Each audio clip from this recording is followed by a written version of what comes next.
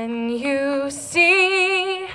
by the dawn's early light what so proudly we hailed at the twilight's last gleaming, whose broad stripes and bright stars through the perilous fight